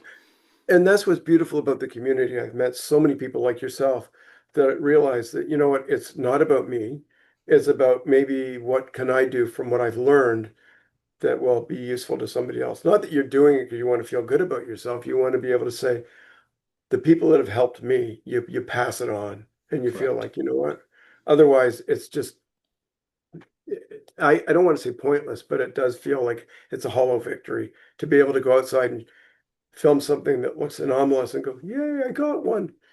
Well, do something with it. So yeah, maybe you know what? I'm going to be out east all summer. I'll have time to maybe put a few of these things up. And but it's like your channel, how you promote it, or just let it exist and let people find it, probably. I Because know, I and don't have a I'm on need. that latter, put it out there, let it exist, and not really promote it. I think Yeah, I don't know. I don't know. I can't give you the answer to that because I struggle with it myself. But I I know think that's the phrase that came to that's my mind was "pay it forward." Have you ever seen that film, by the way? Pay it forward. no, I've never even heard of it. Look it up. It's about the snowball effect of someone doing something kind, and then that person has to go out their way to do something kind for the next person, etc. I'd like to see it because I think there's It's a a good lot of film. merit there. And the whole thing with what do you think of karma? Because I have an interesting take on karma. Go on then. Your take, please. Oh, just if I do something really shitty that I know I shouldn't have done, I find karma will bite you in the butt the next day. It's not like in the next lifetime, like a new car will get dented. It's like, and you go, oh shit, yesterday I did this. I was paid. You get it comes to you almost instantly. If something you're not proud of is something you're aware of, whether maybe we intentionally shoot ourselves in the foot because we know we deserve it. I don't know. Well, But I there do is think, the interesting question, which is to yeah, say, you're thinking about karma, so are you yeah. bringing about your own karma? Because what about all the shit people out there, like the murderers, the stabbers, and all that sort of stuff? There's going to be thousands of people that get away with it. What's their karma? Do they get any? Well, look at it this way. If you are a murderer or a stabber, what quality of life? I'm not assuming you are. Don't think that I am. I'm not a stabber, no. You heard it here, folks. No, okay. If you are that, right? What's the quality of your life like? I mean, isn't that almost karmatic in a sense? Because even though you kind of got away with it, you have a really crappy existence. Like I can't imagine somebody at the end of their life feeling, wow, that was great. I can't see I'm them so going, glad I wow, stabbed that I, person. Yeah. oh yeah, and they're drawing their last breath. I could have stabbed 20 more. It's like, no. It's like, Yeah, it's not true. good. I karma's a strange thing. I think it exists? Yes. I I do. probably think exactly the same as you. But how I've can I got a prove it? Oh, I wonder where it is. I've got a thing on my fridge that says karma means I can rest easy at night knowing all the people I treated badly had it coming. That's the other way. They deserved it, didn't they? Them sods. Yeah, exactly. That's the way to process it when you really don't want to face the fact that you've done something really Yeah, push it horrific. away. It didn't happen. Push Right, it let's away, it didn't happen. move on to the last few on the Okay. list, and then we'll close up with the old classic of the zone. So Oh boy. I'm going to move past the radio use because I think we've talked about that on a previous one, Yeah. and all that stuff. So 2021 In fact, I think we've done this as well. Hypnosis with Leslie Mitchell Clark. I think we've touched on that before. We might have, yeah. We might have just mention. I don't know if I gave you much information on it, but if we did, we can go past that. Yeah, I think we did, but we'll come back in a second. Light hypnosis with Kathleen for aphantasia. I know you mentioned that, but go over that just again, because what's aphantasia again? I only found out about that a couple of years ago. I was watching a show on TV. It was a drama. It wasn't a documentary or anything. And one of the characters mentioned that they had aphantasia, and I thought, okay, I don't know what that is. And then when they explained what it was the inability to picture anything at all in your mind's eye. That when you Ah, close yeah, we your did eyes, talk about this. Yeah, yeah. And I'm telling you, can you? I can't remember. I think you said that you I'm not don't very have that good at it much. either. Yeah. Yeah, and apparently there's a lot of artists that have aphantasia and they're still successful. So I don't think it really limits you in life, but it's just weird when you go through life thinking that when people say, "Oh, picture this in your mind's eye," I always thought it was a euphemism. I didn't know it was real. But yeah, to actually close your eyes and see a whole universe of what you wanted to, like when I read a book, I can't construct a world that is like a production designer would for a film. It's just words on a page and then I just create a story, but there's no visuals. So yeah, that's the thing I learned about myself. And Kathleen did help me start to get to the place where I'm able to see a little bit, but it's still not that much. Yeah, fair play. And then the last one on the list was QHHT hypnosis with Sarah Mayer.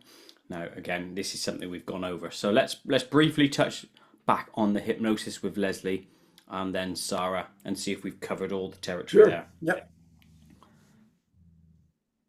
Go on Start with, okay. Yeah, yes, we could spend 5 hours just like waiting for somebody to speak. wait, I'm going to lob in the question here, by the way, because it's been a while since. Did you ever get to listen to your regression tape in the I interview? haven't yet. No, I've got to, it's interesting. Um, listening to I've heard a little bit, like 5 minutes. And when I was listening to it, some of the stuff that I was saying in hypnosis was stuff that I don't even remember happening in hypnosis. But then once I heard it, I'm going, oh yeah, now I remember. So a lot of that stuff, like a dream, starts to kind of diminish, or at least it did for me. Um, and hearing myself talk, particularly about the future life, in about 200 years in the future, was just so unexpected that that would come forth. So I have no idea what that was all about. I will listen to it. It's kind of like the same as putting up the videos on YouTube. It's that dragging my feet into something that's moving into a new realm of, I don't know, understanding, I guess. But I just find facing the QHHD session, it's like 4 or 5 hours of blah, blah, blah, blah, listening to myself talk about stuff that I had no ability to recall fully. And I find that really, it's funny. I've heard from other people that have found the same inability to listen to it.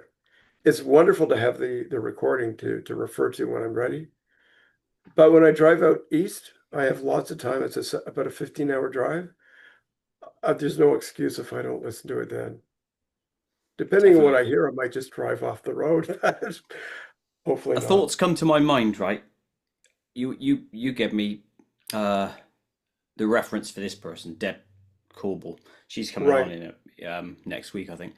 And I Wonderful. wrote I wrote a question for her, which is now pertinent to this conversation. She wrote on one of her web pages that she hates listening to her voice, and you hear that a lot from actors and stuff, and they don't want to see themselves back. Is part of that this regression thing that where you just don't want to hear your voice? Maybe a little bit, but I think that's part of it for sure, if I'm to be honest. And as far as Deb is concerned, when you have her on, she's so lovely and she's so good at recounting stories that I watch her on podcasts, even though I know her story. I love hearing her talk because she can really recount things. She probably has a really good visual ability to construct her memories from visualizing it. And that's a really great way to be able to tell a story is if you can actually go through it visually. But she is so engaging. So if she has a problem listening to her own voice, shame on her because there's nothing wrong with her voice. You know what? It's shame on me too because you hear your voice. We don't hear our voices the way we we actually sound. I mean, it's weird. Same thing with doing a podcast. How do you feel listening to your voice or sing yourself? I don't mind now, because I have to watch these back and do editing and all sorts of Yeah. stuff, and obviously with all the singing I do on songs, I just have. It is what it is. There's no. You've brought I don't have time to be weird with it. no, you've broken yourself in. You Yeah, know, like an old pair of and, shoes now. well, I looked at something I did on a podcast, and the funny thing is when I'm telling a story, when I'm hearing myself tell the story, when you're watching it, it's like, oh my God, I could have been way more succinct. I could have told it this way. So there's that. I think it's good to be self-critical, but you shouldn't drive yourself crazy because once it's done, it's done. So, but yeah, no, I'm surprised Deb feels that way because she's really good communicator, really bright, amazing stories. You're gonna love her. Excellent. Well, I'm looking forward to those.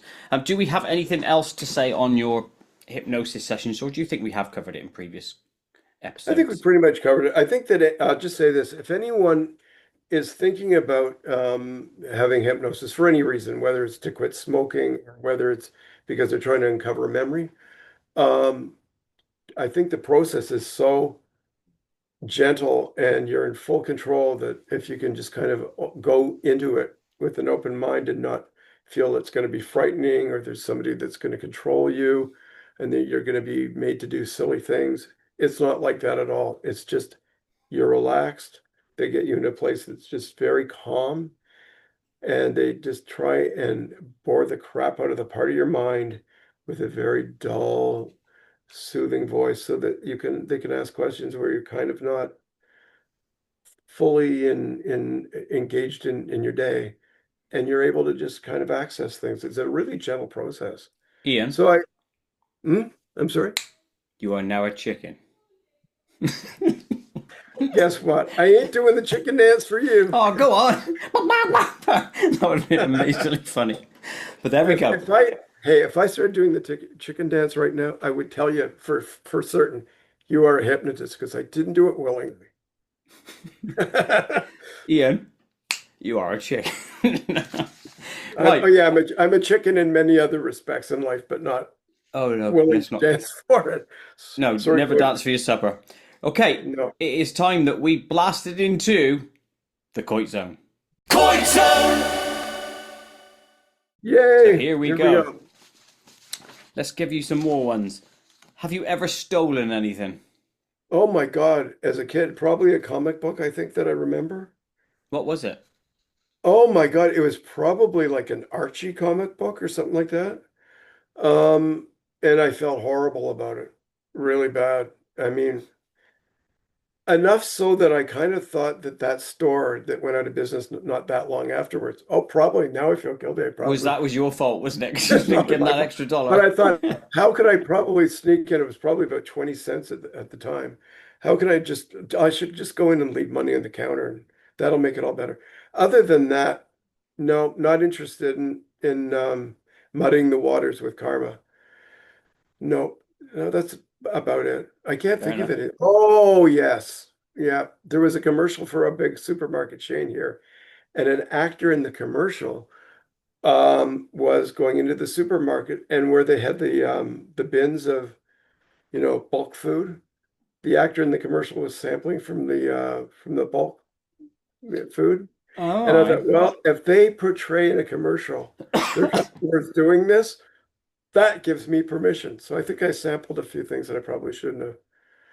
Yeah. So if you're looking for auto theft, quite you aren't getting the confession here. No, I think menial theft. I reckon every person that you speak to has done it at some stage or another, Oh, I and think, I just like to know whether or not they're brave enough to admit it. And you went straight in, so well played. oh gosh. Yeah. If I'm ever invited into your home, nail everything down. That's all I'm No, it's saying. already nailed down. Good. Good My for you. girlfriend's a kleptomaniac. She was comes home with collections of cutlery from somewhere or other. It's weird. Um, Oh, good for her. Make sure that yeah. it's good stuff though. Oh no, it's not. It's all basic stuff, but it's never the silver.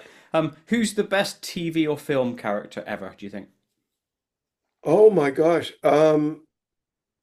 Immediately, I don't know if this is the best, but the portrayal that, and I'm trying to think of his name, Breaking Bad, the actor that played the lead in Breaking Bad, Bryan Cranston. I Yeah, think that's one. it's And a in good one. terms of cartoons, I have a thing for Fred Flintstone. I love the Flintstones. What, in a So, sexual way or just no, what? Oh, First of all, Fred. you know what? Now I know why you've got me on here for 3 times. You wanted me to do a chicken dance and admit to having some weird fetish with Fred Flintstone. You Obviously, are that's my you uber are plan. really good at you're good at your job. You're really good at what you do. Fred Flintstone is a good one. Do you have Yeah. any tattoos? No, I don't, and I never will. No. Me neither. I don't like Yeah. tattoos. The only reason I wouldn't is I don't know myself well enough to know that 3 years from now I'm going to think, why did I do this? Why wouldn't I have done something else? Anything indelible, I'm not interested in. No. Fair play. We're all changeable. Yeah. What animal resonates with you the most? Probably the cat. Yeah. All Why? kinds. Jungle cat, bobcats, house cats. Do you say why? Mm. I have an affinity with them. I just love them. I think they're really intelligent and pretend to be stupid. They get their meals brought to them. They get to sleep whenever they want. And I'm thinking their probably IQ is much higher than ours. And they've orchestrated a world where we serve them and they've got it figured out and we're slaves to them. You do realize So, what that means is that they're the overconscious. They're the uber conscious, aren't they? That running everything. well, they kind of get so much consideration by so many people. Dogs do too, for sure. That I do think you're probably right. They are in control. So now They're we're the earlier ones. when I said we're the pawns, they're the bloody chess masters, cats. Wait till we find evidence that they've traveled here in craft. Oh They're God. from another universe. Awesome. Have you ever walked out of a movie at the cinema? You know what? This is an awful thing to admit. I'm so cheap that if I paid $15 to see a frigging movie, I'm gonna suffer through it. Yes. I don't think I actually have, but I've been in movies many times because I love movies where I'm convinced it's an endless exercise and I'm going to be there for all eternity. I can't wait for it to end. Um, I'm with but you exactly the same way. If I'm gonna pay to go and watch a movie, I want to see the movie. It doesn't matter how crap it is by the end. You've got to get to the end to you get got your to get to money's the worth. end. Yeah. Because people have said, "Oh, if you don't wait to the end, what if it redeems itself?" I said, "If I've been miserable for 2 hours waiting to get to the end, there's no way in hell there's any redemption for this." Do you have a minute for one really Mhm. funny story about a Go movie for it. and waiting for it to end? There was a movie called Hollywoodland, which was a speculative film about George Reeve, the guy that played Superman in the Superman, yeah. 50s. He likely committed suicide, but it's an open question. Was he murdered? So the movie kind of looked at what may have happened to him. And toward the end of the movie, I was with some friends, and I really had to go to the bathroom. And they said, "Well, wait, it's almost over. You can wait." I said, "Okay." They said the credits are gonna roll. Wait. So eventually, I said, "I gotta go." Went to the bathroom, came back. The movie's still playing. The credits were about to roll in about 2 minutes. So I get back into my seat. My friends are beside me. And I went, what did I miss? And my friend that was sitting next to me was kind of pissed off. And they said, you missed everything. And I said, well, you don't have to be a jerk. And I realized these were strangers. I was sitting in the wrong row. It's like, oh, I felt like such an idiot. So that's my movie story. I almost missed the ending. It was a good movie. But can you imagine how embarrassing that was? Not a shining moment, that's for sure. I don't I know why I love was it. compelled to tell that, but it was No, just, that's okay. It came to mind, and I like that. it Um, came what to is your mind. what is your favorite sauce to use on meat? Ooh, probably a barbecue sauce. It would be like a chicken and rib sauce, I guess. I guess it shows you that I'm not maybe culinary that adventurous, but yeah, that's a really interesting question. I know. I like to ask questions that are Yeah. random. Best place you've ever been? Oh, there's almost every place I go to, there's lots of places I wouldn't go back to. Oh, I can't. you're in the UK. I love London. I love Europe, Paris. Actually, Addis Ababa in Ethiopia was just an unexpected treasure. Um, I think I mentioned I'd been there and doing some work there. The people, even though it's a very, very poor country, it's alive, and I thought there was a lot of beauty in that. So that was pretty cool. I'd go back there in a heartbeat. Oh, fair play. Yeah, I would not have expected Ethiopia. Must have been one, but Yeah, fair no. play. Well, that's why I think it's great you do these questions because when you do the interviews and you get to the end to this portion, I think it's the most fun part because people have to think on their feet and you learn about them. You Correct. do. Yeah, it's really interesting. Well, because I don't like just to do the subject, I like to do the person behind the subject Yeah, as no, well, mainly. they're Um, hard to answer. and I good, I like that. Have you ever been to a strip club? Yeah, yep, Well yep, done for answering. Well done. yep. I don't live above one and I don't go regular. No, yeah, stag parties and stuff like that you go to and then friends that want to take you out. Yeah. Can I ask you a question? Did And you enjoy it? And I mean to ask this not in a pervy way, but in a way that did you feel comfortable there? I don't think really. I think it's kind of well, first of all, there was smoking back then and I'm not a smoker.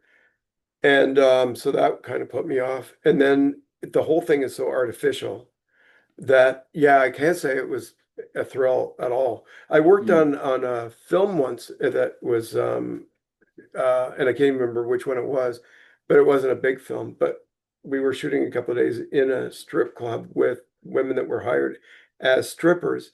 And during breaks and in between, when there were setups happening and all that, they would be wandering around, and they're real people that are throughout the day dressed the way they are as strippers on the pole or doing what they do professionally. And it's kind of interesting when you're talking to them that they're intelligent and they're real people, but to objectify them, or even if it was a guy that was in a male club or whatever, I just think to put people in that environment isn't how you interact with people in a romantic situation. And that just is a fantasy that just is, I just think it's kind of you're with your friends, you're enjoying that, but to go alone or no, I have no interest. No, fair play. I find it uncomfortable when I was there. It's Again, just kind of for a it's stag do it creepy. was, but Yeah, it's a little creepy, a little bit dark. it just felt weird. I don't know why I asked that question, but I wrote it. So, do you have a favorite fruit? Ooh, I like mangoes, and strawberries and yeah, mangoes and strawberries. Mangoes and strawberries. There we go. Don't Final don't make me question choose. in the Koit zone. Do you have plans for your death? And what I mean by this is, would you like to be cremated or something else, like pushed out on a boat on a river or anything random? I think the cremation thing is the way I would go for sure. And if something happens that it's like you were saying you were hiking it recently. If I died in the woods and nobody found me, I'd be happy with that too. So, I mean, I'm serious. I guess people would wonder what the heck happened. But I think once we're gone, our consciousness still survives, and I don't think it really matters.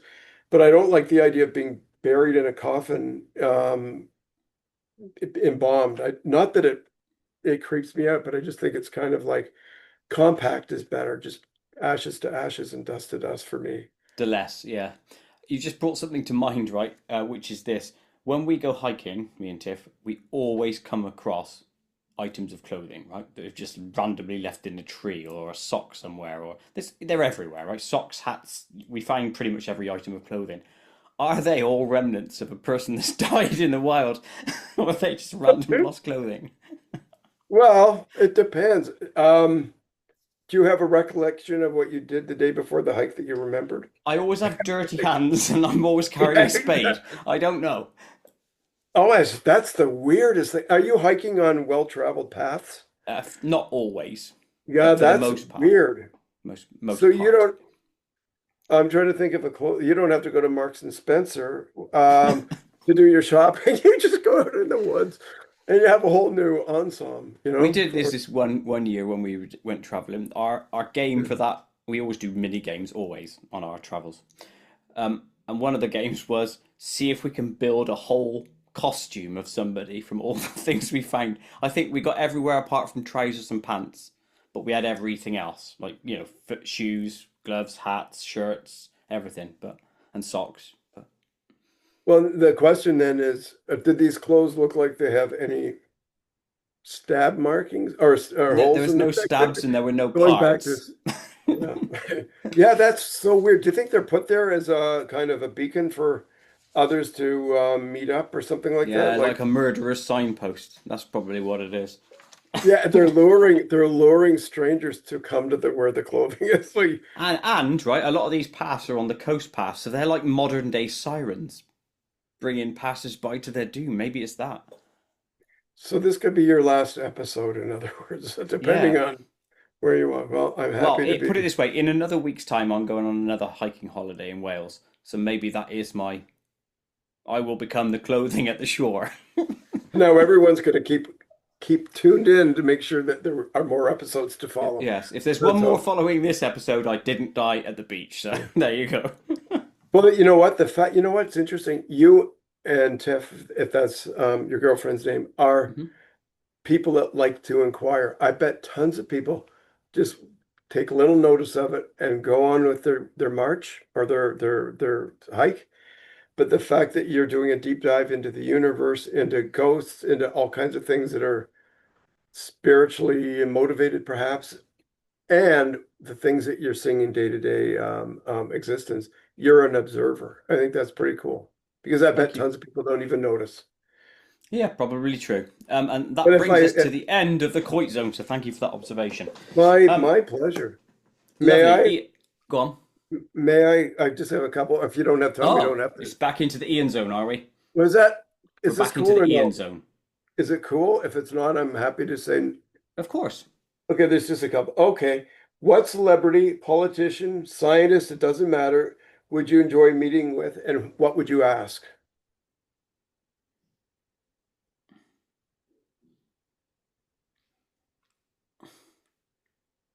Here's a weird thing, right? I don't really think much of celebrity in any way, shape, or form. So I'm not worried about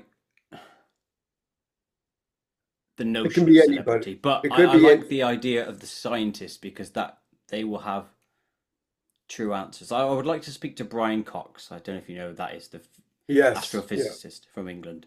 Yeah, no kidding. I He's think great. he puts things in, and Michio Kaku for the same reasons, is in that Yeah, they have the logic and knowledge and they bring it down to a level that's low enough that we can all understand it. Do you know what I mean? So probably exactly. those two. Good answer. Now, if I give you 10,000 pounds, right? Now, keep in mind, this is hypothetical. Don't get Oh excited. no, this sounded real. Yeah, yeah, exactly. I'm going to hear from your attorney pretty soon. It was a verbal agreement. Um, just for your own pleasure and only for you. You have $10,000 and you only have about a half an hour to spend it. You can do it online, or if there's a place close by that you can get to, what do you buy? You don't have to spend the full amount, but you can't go over. Okay, I like that one. It's a good question. And now in my stage of life, I'm paying for experience. So it wouldn't be on objects. It would be on That's like fine. trips to America or something like that. Just somewhere where we would go and have a great time. And probably travel first class as well so that we could sleep on the way. Because we've never got Okay. to experience that. I hate planes where you have to do like this. And Oh, me too. especially for hours, sod that. It's just too much. I Yeah. can't be arsed with it. So yeah, lying down on a plane, first class to somewhere ace. But it's interesting. I hate planes for that same reason. So the question then, this isn't one of them, but are you window or aisle? I like to put myself by the window because my mind has to be occupied, else I will get claustrophobic. Yeah. I have to be on the aisle because I am so sensitive to other people's discomfort that if I'm sitting by the window and they keep bringing drinks, I just mean like Diet Coke, I might have a beer or something, but then my bladder's full and I'm tripping over people for 20 times over a flight, say over to the UK, they're going to kill me by the time the plane lands. So I want to be on the end so that I can get up without Easily, waking yeah. somebody up. I hate doing that. Well, So but I agree. I'd love to have the window experience, but the aisle, I think, is just for me. Me and But Tiff, on the few times we have travelled to America, her mum's American, so the mhm. last, and she is actually. So we like to travel premium economy, which is the bigger seats on Virgin Atlantic, and then there's only two of you together. So it's not too bad if I get up over her, or she's normally on the outside, and Yeah. she's always up for a piss anyway. But Exactly. she can't Me sit down. too. She's a Me too. I'll fidgeter like probably you. bump. Maybe in the future I'll bump into her as we're waiting to get into the bathroom. I That don't could know what well it is be. about planes, but I'm up every 20 minutes. I don't know what it. I'm not nervous. It's just a thing. But yeah, Virgin Atlantic. Did they still have those little areas where you can go and just get a like a cooler where you can get like a Yes. that's that's brilliant. I love that. Yeah, they That's do my have those. favorite part about Virgin Atlantic. So just a couple more questions and Okay. then we're done. Okay, so I'm going to give you another $10,000, This is but the getting money good. can't be used for anything relating to you. It's what you would do with it for others. It Ooh, could even be cheeky. TIFF, but it's not for you.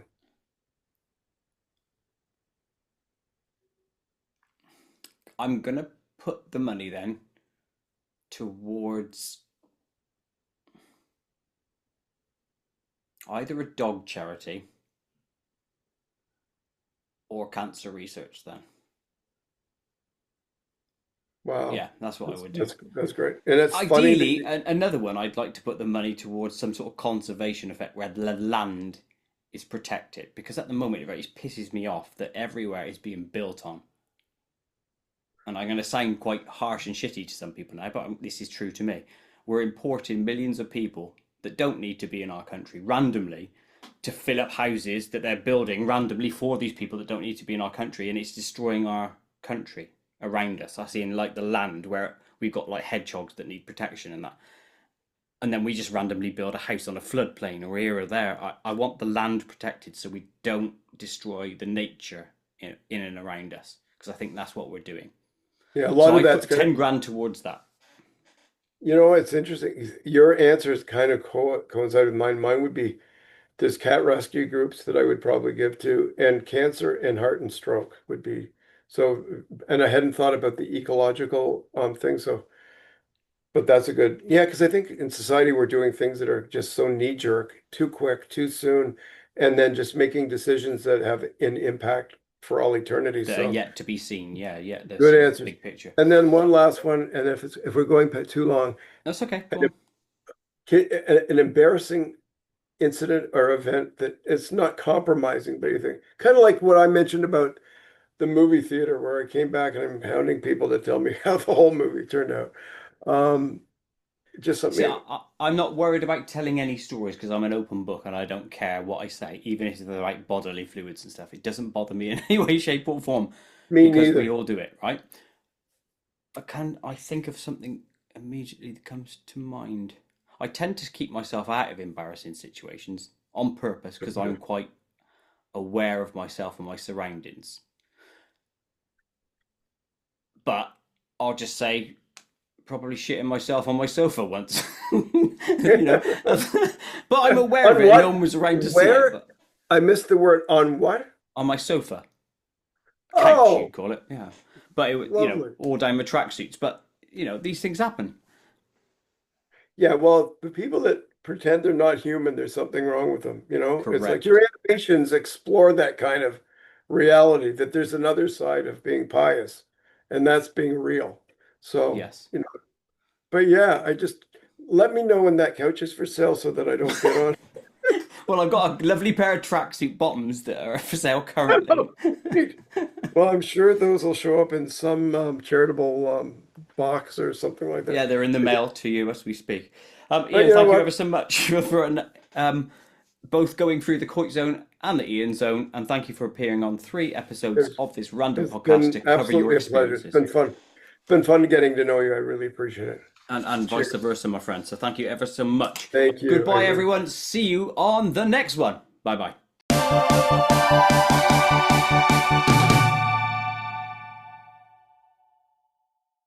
To watch other KoitCast episodes, please click the image top left. To subscribe to my channel, please click the image top right. Please like and share to help KoitCast grow, and most importantly of all, please click the notification bell so you never miss an upload.